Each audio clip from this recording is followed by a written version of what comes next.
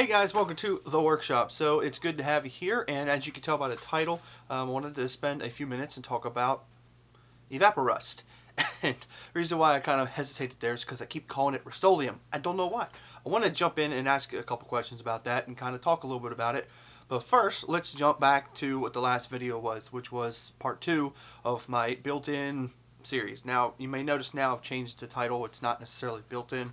It's a closet makeover, whatever. I had a hard time trying to come up with a good title, but I felt like what I came up with does seem to fit with it. But boy, if you had seen it before where it was just hard, we had all these different makeshift things behind a regular 18-inch wide door.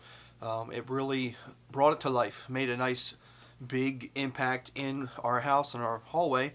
And truthfully, my wife 100% gives credit to her, because that was all her envisionment. It was all her idea, and it just honestly turned out better than I thought it would be.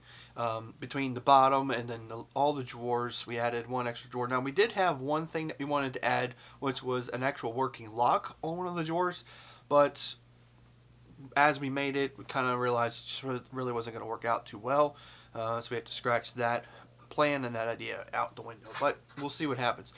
But this week we're going to actually be doing something with Evaporust, and Evaporust is a really good product if you're not familiar with it. It's something that you can put in a basin, set rusty tools in it, and in 12 hours at the most, really, take it out and the rust will be gone. It basically takes it out, and what's really cool about it, it can be reused. So, that's something I'm actually going to do a little bit of a demo on this Friday, to kind of walk you through step by step how to do it. It's super simple.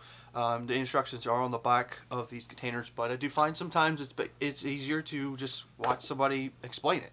So that'll be the video this week. And is it something you use in your workshop? I've actually got something over here on my shelf that is kind of like the same idea, but you brush it on, you let it sit, and then you wipe it off. And I used it a couple times. In fact, I used it on the saw right here at first, actually on the back side, and it did not work. I didn't like it. It left a weird residue, and of course then you're wiping all the yucky crud off. So I put that in Evaporust, if you remember, in a video that I did a while ago, and it turned out really, really good. So that will be the video for this week. I am gearing up for some springtime projects. I've got something sitting on my shelf way back here. You can kind of see it. A little birdie. And got some material on how to make those. You find those things in a lot of gardens. Some people really like those and some people don't, but I do. And my father made one. My grandfather had some in his house, and unfortunately we just lost him this past week. So our minds have been caught up with a lot of those thoughts and a lot of those memories, and that's one of them. So that's going to be a video coming up next few weeks. Just trying to prepare for spring.